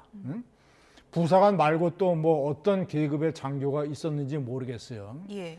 저는 그거 당당하지 못하다고 생각을 합니다. 이거는 뭐냐면 자신이 골프를 치고 싶어서 치는데 부사관을 같이 치게 해서 골프가 마치 무슨 이 군 장병들의 사기 진작에 조금이라도 도움이 되는 방향의 이벤트로 만들었다는 것을 나중에라도 보여주려고 하는 거 아니에요. 근데 골프를 무슨 대통령이 골프를 왜 부사관들하고 칩니까? 저는 그런 골프를 치는 대통령도 저는 알지 못하고, 좀 대통령이 윤석열 대통령과 용산이 좀 당당해라. 예. 대통령은 골프를 칠 수 있다. 평상시에 골프를 치려면 군 골프장에도 앞뒤에 한 팀씩 다 빼고 하려고 하면 나머지 골프 참가자들에게 피해를 주는 것이고, 그리고 예. 경호나 여러 가지 관리나 이런 데에 문제가 있는 것이니까, 휴가 때 휴장에 쉬니까 문을 닫은 골프장에 대통령이 한번 친단 말이죠. 저는 대통령이 그렇게 할 수 있다고 봅니다. 그저 대통령 뽑아가지고 대통령의 일거수일투족마다 다 시비를 걸어서 공격을 하는 이 사회의 풍조와 야당의 정책인 선동의 아래에서 예. 대통령이 무슨 취미 생활을 할 것이며 대통령이 골프를 쉽게 어떻게 칠 수 있는 분위기가 우리 사회입니까? 그런 사회에서 대통령이 그래도 국정의 스트레스도 좀 풀고 본인 나름대로의 어떤 이 분위기 전환을 위해서 골프를 치는 거면 여름 휴가 때 휴장을 한 군 골프장에서 골프 칠 수 있어요. 그러면 자기가 좋아하는 친구들 불러다가, 아니면 무슨 뭐 가까운 무슨 뭐 이 공직자나 관리들 불러다가 당당하게 골프를 치지. 예. 그 부사관하고 치고 부사관이 무슨 뭐 로또를 맞은 것처럼 눈물을 흘리고 눈물을 흘렸는지 안 흘렸는지 모르겠지만 예. 그렇게 감격을 했다는 얘기를 왜 국민들에게 해야 되는 건지. 아니 골프가 무슨 죄입니까? 지금 골프를 치는 인구가 얼마나 많은데요. 대통령 골프 못 쳐요? 노무현 대통령은 그렇게 골프를 많이 쳤는데. 예.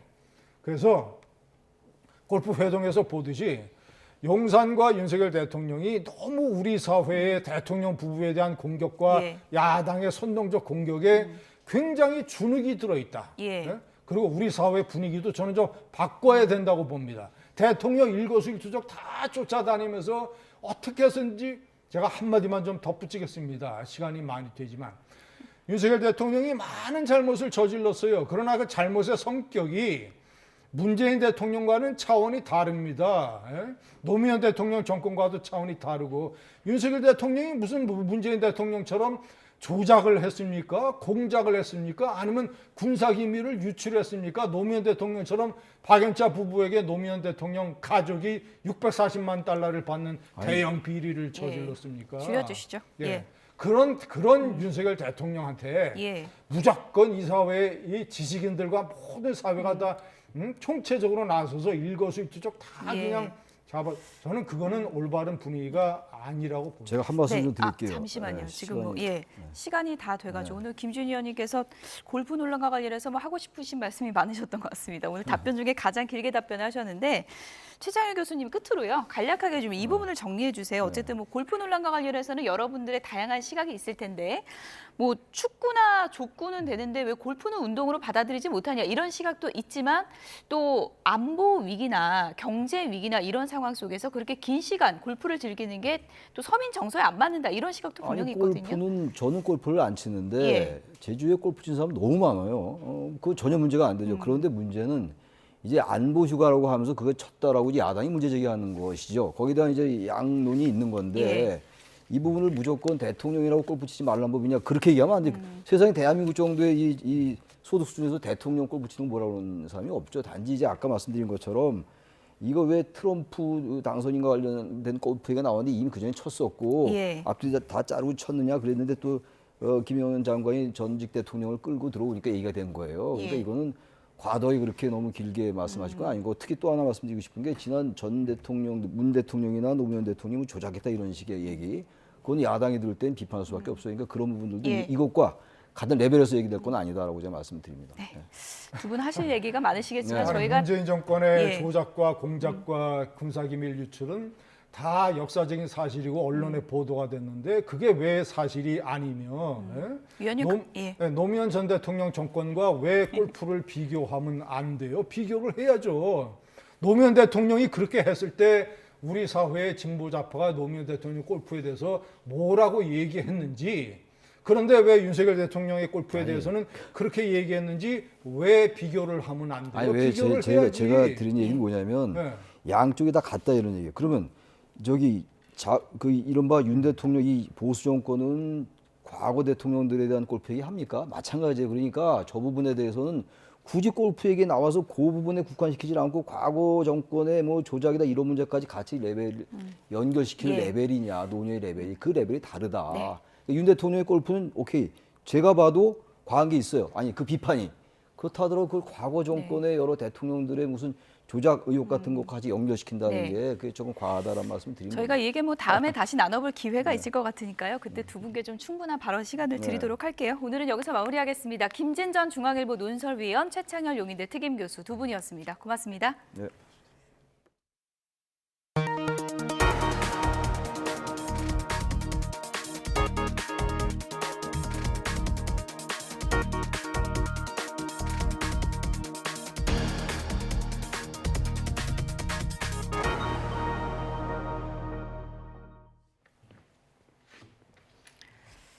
미국 바이든 대통령이 멕시코와 캐나다에 관세를 부과하겠다는 트럼프 당선인의 계획에 부정적인 입장을 밝혔습니다. 전날 트럼프 당선인과 통화를 한 멕시코 대통령은 미국과의 관세 전쟁은 없을 것이라고 밝혀서 물밑 합의가 있었는지 주목됩니다. 김지영 기자입니다. 추수감사절을 맞아 매사추세츠주의 한 소방서를 방문한 바이든 대통령. 트럼프 당선인의 관세 계획에 대해 질문을 받자 제거하길 바란다고 답했습니다. 동맹 관계를 망쳐서는 안 된다는 겁니다.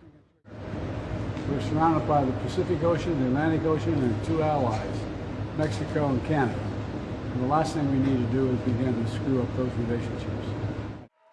앞서 트럼프 당선인은 범죄와 마약이 멕시코와 캐나다를 통해 쏟아져 들어온다며 이를 해결할 때까지 두 나라에서 수입하는 모든 제품에 25% 관세를 부과하겠다고 밝혔습니다. 이어 일기행정부에서 관세 전쟁 최전선에 섰던 그리어를 무역대표부 대표에 지명하며 관세 폭탄이 말로만 그치지 않을 것을 예고했습니다. 발등에 불이 떨어진 멕시코 셰은바움 대통령. 트럼프와 직접 통화에 나섰습니다.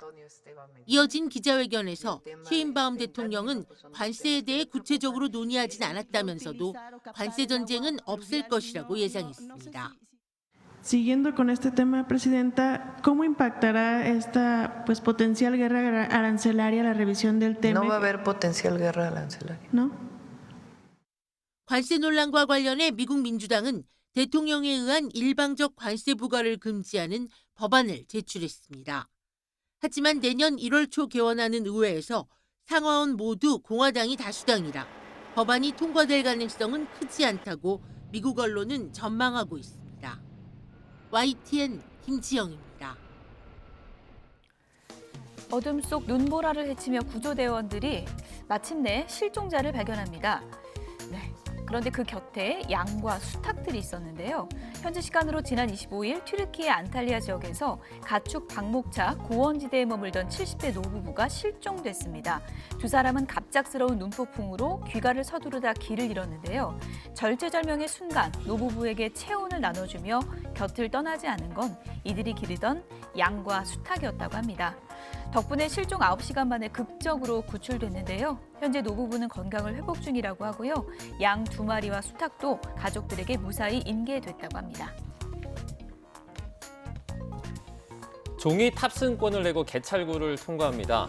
역산의 에스컬레이터를 타고 지하의 깊은 곳까지 내려가고 있죠.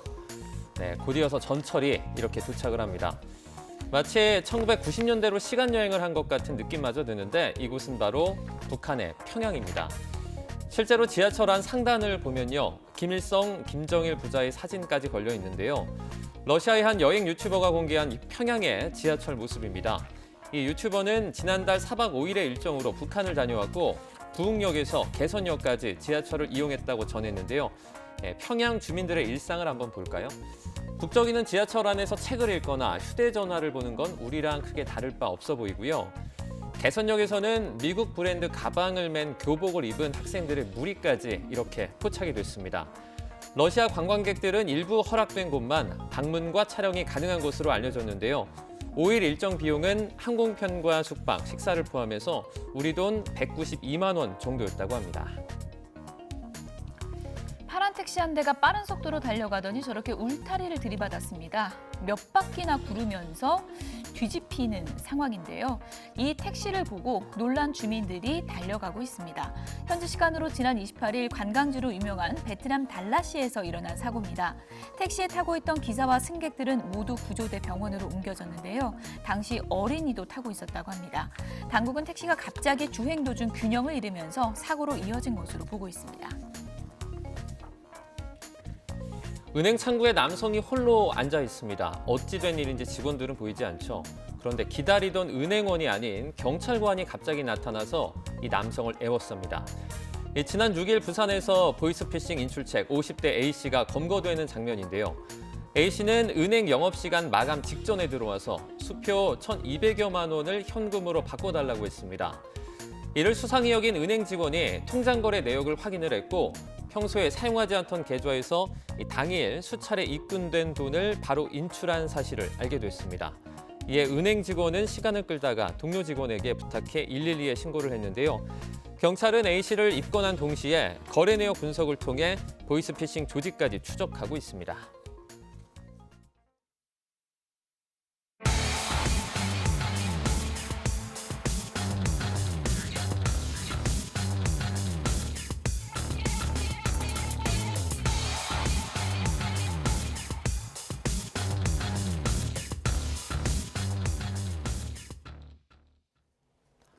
이번 폭설로 5명이 숨지고 439명이 대피한 곳으로 집계됐습니다. 행정안전부 안전관리 1일 상황 보고를 보면 오늘 아침 6시를 기준으로 이번 폭설과 관련해 5명이 숨지고 264세대 439명이 대피한 것으로 조사됐습니다. 대피자 가운데 384명은 아직 귀가하지 못한 채 마을회관 등 임시시설에 머물고 있는데요. 또 폭설로 인한 재산 피해는 27건으로 늘었고 항공기 180편, 여객선 76척이 결항했습니다. 정전 피해는 전체 189건 가운데 95%가 복구 완료됐습니다. 수도권 폭설의 여파로 오늘 아침 출근 시간대 경기 안성시 죽산면 이면도로를 달리던 화물차 한 대가 미끄러져 길을 가로막았습니다. YTN의 상황을 제보한 시민은 미끄러진 화물차 앞에 눈을 치우고 염화칼슘을 뿌렸지만 차량이 움직이지 못해 일대 통행이 어렵다며 도로에 차를 두고 걸어서 출근했다고 전했습니다. 안성시는 인근 지역에서도 비슷한 신고가 잇따라 해당 도로에는 오전 내로 제설 차량을 보낼 계획이라고 밝혔습니다. 폭설로 도로 곳곳에서는 차량이 미끄러지거나 뒤집히는 사고가 이어졌습니다. 쌓인 눈의 무게를 이기지 못해 건물 지붕이 주저앉는 등 피해도 속출했는데요. 윤태인 기자가 취재했습니다. 빠르게 달리던 SUV 차량이 갑자기 왼쪽으로 돌더니 중심을 잃고 넘어집니다. 서해안 고속도로 매송 휴게소 근처에서 서울 방향으로 달리던 차량이 눈길에 미끄러진 겁니다. 더군다나 어른 상태니까 그러다 보니까 한쪽 바퀴는 굴러가고 한쪽 바퀴 못 가다 보니까 그냥 전복돼 버린 거죠. 다행히 이 사고로 다친 사람은 없는 것으로 전해졌습니다. 차량 2대가 도로를 막았었습니다.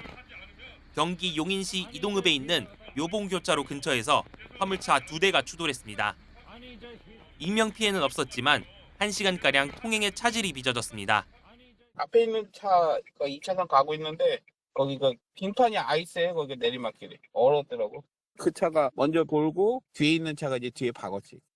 경찰은 내린 눈이 녹았다가 얼어붙어 생긴 블랙 아이스 때문에 사고가 난 것으로 보고 있습니다. 경기 안산에 있는 농장 창고에서는 쏟아진 눈의 무게를 이기지 못하고 천장이 주저앉았습니다. 경기 평택시 지산동에서는 상가 건물 차양에서 갑자기 폭포수가 떨어지듯 쌓여있던 눈이 쏟아지는 모습이 포착됐습니다. 새벽 시간이라 다친 사람은 없었지만 차량 석 대가 파손됐습니다. YTN 윤태인입니다. 폭설로 수도권 도로 곳곳에서 차량들이 더딘 흐름을 보인 가운데 눈길에 미끄러진 차량에서는 불까지 났습니다. 도로를 달리던 차량을 향해 눈뭉치가 떨어지는 아찔한 사고도 있었습니다. 윤흥성 기자가 보도합니다. 눈길 속 거북이 걸음을 하는 차량들 뒤편에서 시뻘건 불길이 치솟습니다. 검은 연기도 쉴 새 없이 뿜어져 나옵니다. 경기 용인시 기흥역 인근을 달리던 승용차에서 불이 나 30분 만에 꺼졌습니다. 불은 눈길에 미끄러진 차량에 충격이 가해지면서 시작된 거로 추정됩니다. 고속도로를 달리던 승용차가 분기점을 빠져나가던 순간 갑자기 하늘에서 무언가 떨어지더니 차량 유리창이 산산조각 납니다. 습기를 머금고 잔뜩 무거워진 눈이 도로 표지판에 붙어 있다가 한꺼번에 쏟아진 겁니다. 다행히 운전자는 크게 다치진 않았습니다. 지금 운전자만 병원에 가 있어. 놀래가지고 멈추다가 그 핸들을 박아가지고. 눈이 쏟아지는 어두컴컴한 도로를 차량들이 서행합니다. 상가 불빛은 물론 신호등까지 모두 꺼져 있습니다. 폭설로 나무가 쓰러지면서 고압전선을 덮쳐 일대가 정전된 겁니다. 인근 아파트 4천여 세대 주민들은 난방의 온수까지 끊겨 복구될 때까지 12시간가량 불편을 겪어야 했습니다. YTN 윤홍성입니다. 50cm 가까이 폭설이 쏟아진 경기 남부 지역은 여전히 많은 눈이 쌓여 있어 시민들이 큰 불편을 겪고 있습니다. 영하의 날씨에 이면도로와 골목길, 인도에는 눈이 그대로인데 이 사고로 도로 일부가 다시 극심한 정체를 빚기도 했습니다. 오동건 기자가 취재했습니다. 이른 아침 시민들이 버스를 기다립니다. 이번에도 오도 가도 못하게 될까 새벽부터 길을 나섰습니다. 저 차 끌고 나왔다가 길에 그냥 차 버리고 들어갔었어요. 미끄러울까 봐 오늘 버스 타고 가려고요. 제설 작업을 위해 곳곳에 중장비도 투입됐습니다. 눈을 치우는데 안간힘을 써보지만 영 속도가 나지 않아 보입니다. 그런데 이렇게 차가 다니는 큰 도로는 제설 작업이 완료된 반면 인도는 눈이 그대로 쌓여 있습니다. 제가 한번 직접 걸어보겠습니다.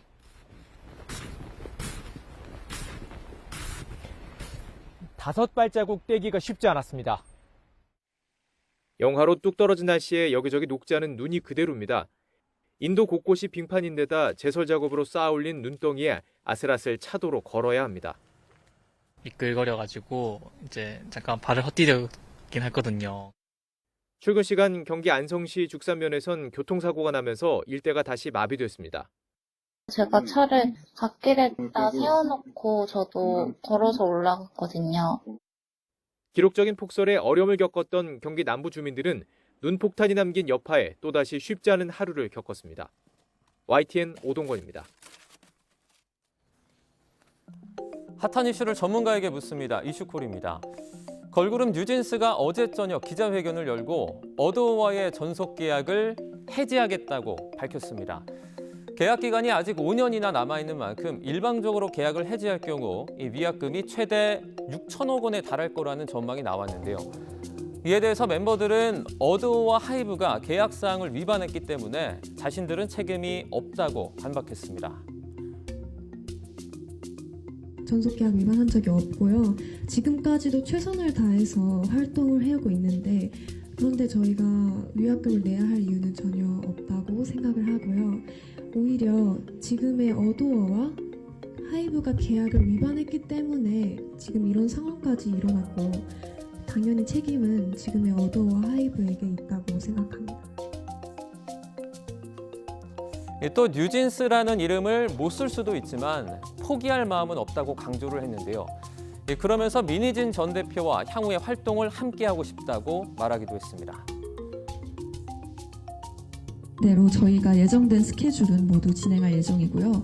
저희도 가능하다면 당연히 민희진 대표님과 함께 계속해서 일하고 싶은 마음입니다. 하지만 어도우 측은 뉴진스의 계약이 데뷔부터 7년이 되는 오는 2029년 7월 31일까지 유효하다고 주장을 했는데요. 특히 뉴진스가 계약 위반이라고 주장하는 상당수의 사안은 제3자의 언행이 문제가 된 것이고 계약 내용을 충실히 이행해서 위반은 없다고 못 박았습니다. 향후 법적 절차와 전망에 대해서 김성수 변호사와 얘기 나눠보겠습니다. 변호사님 나와 계시죠? 네, 안녕하세요. 네. 소속 연예인이 소속사를 향해서 전속 계약을 해지한 사례도 드문 것 같습니다. 이 효력정지 가처분 신청을 하지 않고 계약 해지를 바로 선언한 배경은 뭘까요? 네, 어제 기자회견 같은 경우에는 뉴진스 멤버들이 어도에 대한 계약 해지를 결정하게 된 이유와 그리고 이에 따라서 계약 해지를 하겠다는 이 의사를 선언하기 위한 목적의 자리였다고 보입니다. 네. 그렇기 때문에 앞으로 효력정지 가처분이라든지 아니면 계약 해지 확인해소 등 법적 절차를 취하지 않는다고 단정하기는 조금 어려운 상황이고 만약에 이러한 법적 절차 전에 이러한 선언의 의미로 자리를 갖춘 것이라고 한다면 이렇게 법적 절차를 나아가게 된 이유에 대해서 대중에게 알리기 위한 목적의 자리가 아니었나 생각이 되고 그렇지 않고 어떠한 법적인 이런 절차에 대해서 나아가는 것에 어떤 전략을 가지고 있는 그런 부분이라고 한다면 이러한 선언 이후에 먼저 법적인 절차를 취하는 것이 어떻게 작용할지에 대해서 조금 검토를 했을 가능성도 있지는 않나 생각이 됩니다. 네. 한두 푼이 아닙니다. 수천억 원대의 위약금이 쟁점이 될 것 같은데 귀책 사유를 따져 물을 때 무엇이 가장 중요합니까? 예, 우선은 현재 소속사인 어도와 이 뉴진스 멤버들 간의 전속 계약이 해지되었다고 볼 수 있느냐가 쟁점이 될 수밖에 없을 것 같습니다. 네. 만약에 해지가 되어 있지 않다라고 한다면 그 부분에 따라서 계약상의 위약을 한 부분이 있다면 그에 대한 위약금이 청구가 될 것으로 보이고 만약에 해지가 된 것으로 본다고 한다면 이 계약서상의 해지를 일방이 통보했을 때에 대한 위약금이라든지 그리고 일방이 아닌 쌍방의 과실이라든지 쌍방의 과실이 아닌 다른 일방의 과실이라고 한다면 이에 따라서 또 위약금이 인정되는 부분도 있을 수가 있을 것이거든요. 그렇다 보니까 계약서상의 내용과 그리고 현재 사실관계를 어떻게 봐야 되는지 그리고 지금 현재 중점적으로 얘기가 되는 것이 신뢰관계의 파탄 부분이 있는 것으로 보이는데 신뢰관계의 파탄 여부에 대해서는 또 이제 법률상 판단도 있을 수가 있는 부분이기 때문에 그런 부분까지도 쟁점이 되지 않을까 생각이 듭니다. 뉴진스라는 이 이름, 상표권은 어도에 귀속이 되어 있는데 멤버들이 지금의 뉴진스라는 이름을 그대로 쓸 수 있을 가능성이 있습니까? 예, 이 그룹의 팀명 같은 경우에 상표권은 통상적으로 소속사가 그에 대한 권리를 보유하고 있는 계약이 대부분입니다. 그렇기 때문에 뉴진스라는 팀명에 대해서도 이 상표권 등의 권리는 어도 측에서 가지고 있을 것으로 예상이 됩니다.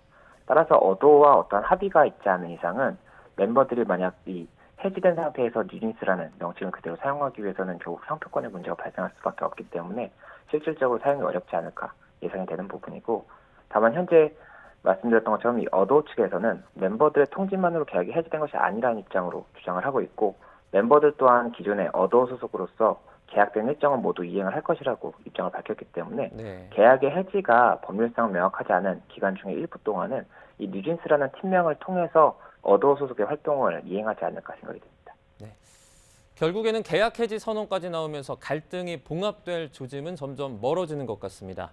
뉴진스 사태 김성수 변호사에게 물어봤습니다. 변호사님 고맙습니다. 네, 고맙습니다. 어젯밤 서울 잠실 롯데호텔 월드에서 작업 중이던 노동자들이 추락해 한 명은 숨지고 한 명은 크게 다쳤습니다. 작업용 곤돌라와 천장을 연결한 줄이 끊어지면서 참변을 당했는데 경찰과 노동당국은 중대재해처벌법 등 위반 여부를 조사할 방침입니다. 이현정 기자입니다. 한쪽 줄이 끊어진 작업용 곤돌라가 호텔 천장에 위태롭게 매달려 있습니다. 구조용 에어매트가 깔린 로비 바닥에는 곳곳에 떨어진 파편들 사이로 헬멧과 스프레이, 그리고 운동화 한 짝이 나뒹굴고 있습니다. 어젯밤 11시 50분쯤 서울 잠실 롯데호텔 월드에서 60대 노동자 A씨가 작업 도중 1층 로비로 추락했습니다. 4층 높이에서 추락한 A씨는 심정지 상태에 빠졌고 병원으로 급히 옮겨졌지만 끝내 숨졌습니다.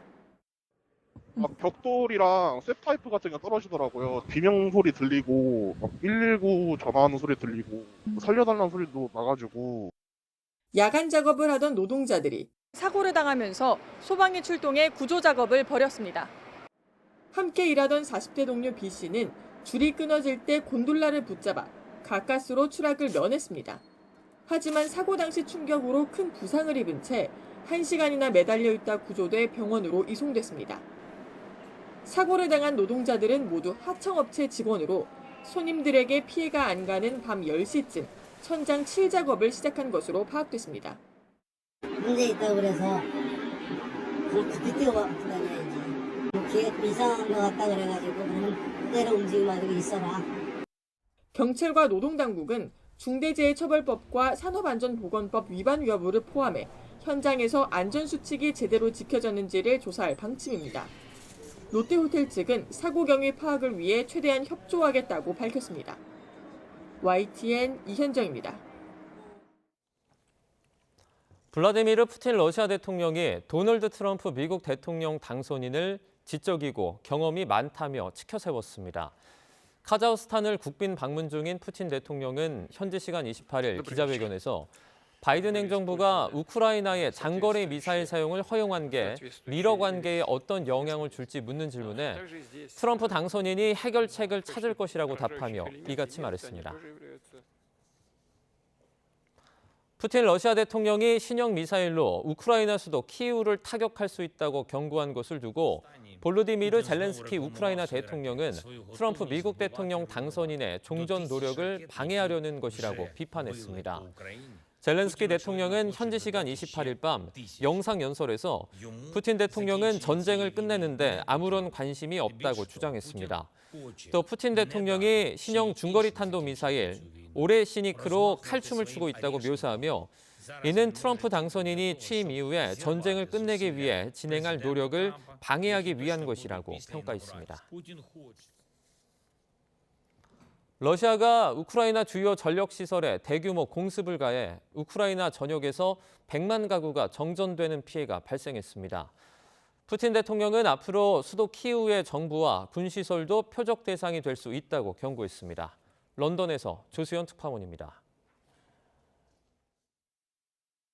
현지 시각 28일, 러시아가 우크라이나 서부에 있는 에너지 기반 시설들을 겨냥해 대규모 공습을 감행했습니다. 미사일 90기, 드론 100개가 동원됐습니다. 젤렌스키 대통령은 여러 지역에서 집속탄을 사용한 공격이 확인됐다며 비열한 긴장 고조 행위라고 비판했습니다. 하나의 폭탄 안에 든 여러 소형 폭탄들을 지상에 흩뿌리는 집속탄이 사용되면서 전력시설들이 상당한 타격을 받았습니다. 우크라이나 전역에서 100만 가구가 정전됐고 일부 지역에서는 부상자도 발생했습니다. Бо старших в школу ж вести. Побачили тривога, зібрались, пішли в метро. А що ми думаємо, що тут можна думати, Руслан? 푸틴 대통령은 공격 사실을 확인하면서 우크라이나가 미국의 에이테크스 미사일로 자국 영토를 공습한 데에 대한 대응이라고 밝혔습니다. 또 우크라이나가 핵무기를 보유하게 되면 모든 파괴 수단으로 맞서겠다고 경고했습니다. 바이든 미국 대통령이 퇴임 전 우크라이나의 핵무기 제공을 제한할 수 있다는 미 언론 보도를 염두에 둔 발언으로 보입니다. 푸틴은 앞으로 신형 미사일의 표적 대상에는 수도 키이우도 포함될 수 있다며 의사결정본부와 군사시설, 방위산업시설을 거론했습니다. Повторю еще раз. Эти удары с нашей стороны состоялись также в ответ на непрекращающиеся удары по российской территории. 러시아가 키이우를 공습한 적은 있지만 지금까지 정부 청사를 공격한 적은 없습니다.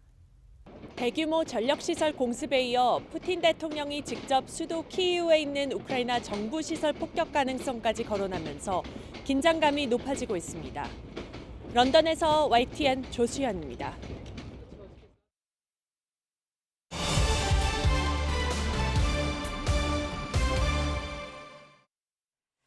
한국은행이 예상을 깨고 두 차례 연속으로 기준금리를 인하했죠. 그만큼 수출과 내수 부진에 따른 경기 우려가 크기 때문인데요. 정철진 경제평론가와 짚어보겠습니다. 어서 오세요. 네, 안녕하십니까. 아니, 지난번에 인하 안 할 것 같다고 하지 않으셨습니까? 네. 그런데 인하를 했거든요. 그래서 우리가 깜짝 금리 인하라고 이야기를 하는 거고요. 그 전날까지 아마 채권 전문가들한테 설문을 돌렸을 때도 한 88% 정도, 거의 90%가 이제 인하는 없다, 동결일 예. 것이다 예측을 했었고요. 무엇보다 그 직전 금통위 때 이창용 하는 총재가 환율을 지켜보겠다라고 이야기를 했거든요. 지금 원달러 환율이 트럼프 당선 이후에 예. 정말 요동을 치지 않았었습니까? 그리고 늘 강조해 오던 금리를 못 내렸던 이유, 집값과 가계부채 뭐 크게 해결된 것도 없거든요. 그런 와중에서도 이렇게 금리 인하를 단행했다. 이제 그래서 깜짝 금리 인하라고 이야기를 하고요. 그만큼 우리 한국 경제 내수와 수출 모두 빨간불이 켜졌다라는 걸 또 방증하는 또 그런 신호인 것 같습니다. 두 차례 연속 내린 게 거의 15년 만이라고 그러던데요. 그렇죠. 예. 왜냐하면은 이제 오일 쇼크 이런 거 빼고 최근에 보면 2001년에 네. 지금은 기억 속으로 또 가고 있지만 9.11 테러가 터지고 나서 미국 경제가 완전히 얼어붙었잖아요. 이제 그때 미국도 빠르게 금리 인하를 했었고 그해 여름에 우리도 두 차례 이상 금리 인하가 나왔었고요. 그 다음은 언제겠습니까? 뭐 예측하셨겠지만 2008년에서 2009년으로 넘어가는 금융위기. 그때 외에 15년이 흐른 바로 지금 이제 전격적인 예. 2차례 연속, 2달 연속 금리 인하를 하게 된 건데 이게 이례적이죠. 왜냐하면 다 어떤 사건과 충격과 그런 금융위기다운 것들이 왔잖아요. 예. 근데 지금 상황은 우리가 어떤 가시적으로 보이는 이벤트라든가 위기가 예. 없는 상황 아니겠습니까? 코로나도 다 지나갔고. 코로나 때도 아니었었고요. 예. 예, 그런 상황이니까 더 세간에서는 의구심으로 바라보는 거고요. 오늘 주식시장이 아마 이런 것들을 어느 정도 반영하지 않나. 금리를 예. 내렸음에도 불구하고 오히려 증시는 지금 빠지고 있거든요. 그런 상황인 것 같습니다. 뭐 얼마나 어려운 건가 이런 걱정도 좀 드는데 내년 경제 성장률 1%대로 조정을 했던데 1%대 성장률이라 그러면 이건 뭐 저성장도 아니고 어떻게 표현을 해야 되는 겁니까? 그렇죠. 아마 이 성장률 읽는 이제 방법은 예. 인플레이션을 생각하시면 될 것 같아요. 인플레가 지금 잡혔다 하더라도 2%잖아요. 예. 그러니까 내 월급이 한 2% 정도 오르는 건데 우리 성장은 1%밖에 안 한다. 그런 거는 이제 월급을 못 올린다는 거죠. 예, 모든 물가들이 2%인데 예. 1%밖에 성장 못 한다. 그럼 내 소득은 오히려 역소득한다. 이렇게 이제 이해하시면 빠를 것 같다. 안 그래도 월급은 제자리고 물가는 계속 오르고 예. 있었는데 그게 그 더 얘기다. 그런다는 예, 더 건가요? 상황이 나올 예. 것 같고요. 이제 과거에 이제 지금 이제 하향 조정되는 그런 모습인데요. 우선 팩트부터 전해드리면은 당초에 2.1% 그 이제 밑에서부터 하향 조정을 했는데 내년 경제 전망을 저기 1.9에 약간 굵은 글씨로 돼 있지 않습니까? 2% 밑으로. 근데 참고로 한국은행 전에 우리 KDI라든가 기저부가 일자를 보인 적은 없거든요. 뭐 외국계, 노무라증권 정도, 뭐 이런 예. 외국계에서나 1% 성장을 했었는데 한국은행이 직접 하향 조정을 했었고 더 중요한 게 저 다음입니다. 2016년을 보면 1.8%의 경제 성장률 전망.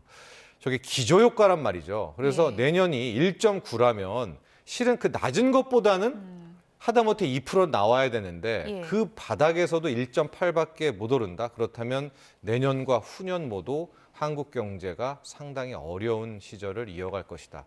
이제 그 이유는 여러분도 왜 하시겠지만 역시 트럼프 리스크가 크죠. 우리는 이제 내수는 원래 지금 너무나 힘들고 수출로 그래도 엔진을 돌렸는데 이제 관세 폭탄, 또 보호무역, 미국 우선주의 하면 한국의 이제 수출 엔진마저 예. 꺼지는 것 아닌가 그런 우려를 반영했다고 보시면 됩니다.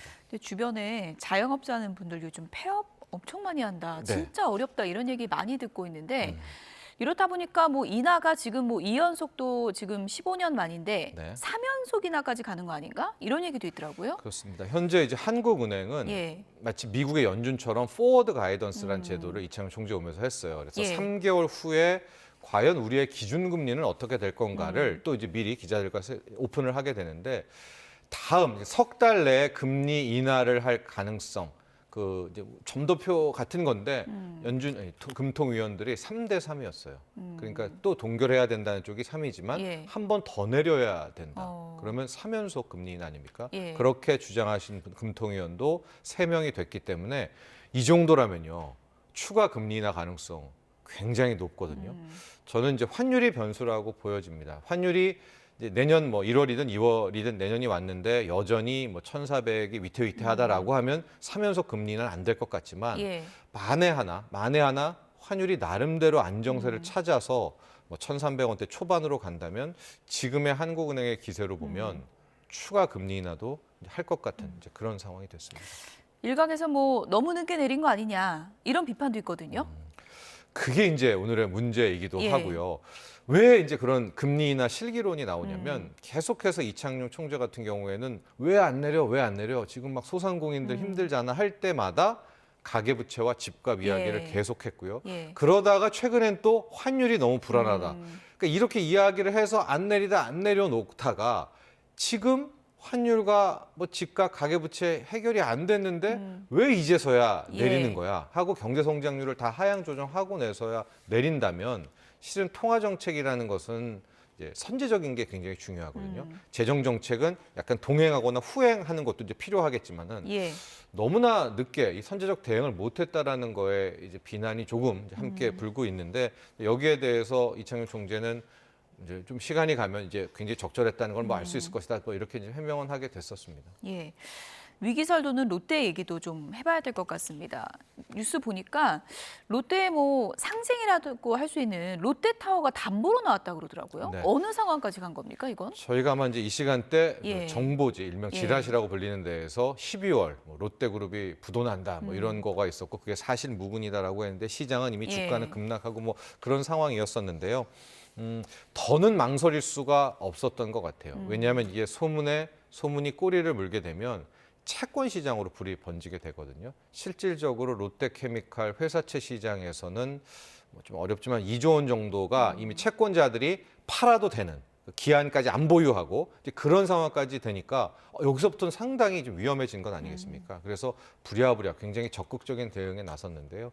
어제 사채권자들, 그러니까 회사채 들고 있는 채권자들 다 모아놓고선 예. 자구책들을 이야기를 한 건데 바로 거기에서 롯데월드타워 이게 지금 시가로 한 6조 원 이상이라고 하는데 6조 원 예, 이상. 이거를 예. 은행권 담보로 내놓겠다. 그러니까 예. 롯데케미칼 지금 회사채 가진 분들 예. 요동하지 말아라. 이제 만기 지나면 다 상환이 된다라고 이제 그런 이야기를 했었고요. 두 번째가 롯데가 땅 부자거든요. 예. 이제 유통이 한 축이니까 유통도 있고 건설도 하지 않았었습니까? 그러니까 모든 계열사들이 갖고 있는 토지를 시가 재평가한다는 겁니다. 가격을. 예. 이게 무슨 얘기냐면 예. 우리 같은 경우에는 토지는 시가보다는 취득 원가로 일단은 이제 자산 평가를 해놨는데 그렇게 될 경우에 이거를 다시 시가로 하면 무조건 더 가격이 많겠죠. 자산이 더 커지는 효과가 나겠죠. 예. 그러면 겉으로 보이는 재무제표에서 상당히 자산이 좀 견조하게 예. 보이는 그런 효과가 있어서 전체 계열사의 토지를 이제 시가로 자산 재평가한다라는 이제 이야기까지 나오면서 이제 롯데그룹이 아주 본격적으로 이제는 이제 아예 구체적으로 적극 예. 대응에 나선 그런 상황이죠. 근데 뭐 롯데타워까지 지금 담보로 내놨다고 하는 거 보면 유동성 위기가 뭐 간단한 문제는 아닌 것 같은데 말씀하신 것처럼 뭐 땅 부자, 네. 부동산 많으면 뭐 쉽게 생각하면 이거 팔거나 하면은 뭐 금방 또 기업이 좋아지는 거 아닌가 이렇게 생각할 수도 있을 것 같거든요. 그렇죠. 근데 그게 뭐 딱 그렇게 쉽지도 예, 않고요. 판다고 팔리는 것도 아니고 어. 이제 처음에 막 35조의 차입금 어떻게 하냐라고 했을 때 바로 나온 것이 70조 넘는 현금성 자산이 있는데 롯데는 우리의 뭔 유동성 위기냐라고 이야기는 했지만은요. 항상 우리 IMF 때도 겪었고 이렇게 유동성 위기라는 게 예. 몰아칩니다. 몰아치는 반면에 우리가 현금을 마련하는 차원은 항상 늦을 수밖에 없지 않습니까? 예. 이런 미스매치가 있어서 저는 절대 여유만만하게 대응할 사항은 아니라고 보고요. 이렇게라도 좀 더 빠르게, 더 공격적으로, 또 과다하게 대응하는 것이 맞다 이렇게 봅니다. 임원들 대거 물갈이했다는 얘기 들리고 네. 그리고 지금 뭐 쇄신책 중의 일환으로 신동빈 회장의 장남을 지금 전격적으로 부사장으로 승진시켰더라고요. 네.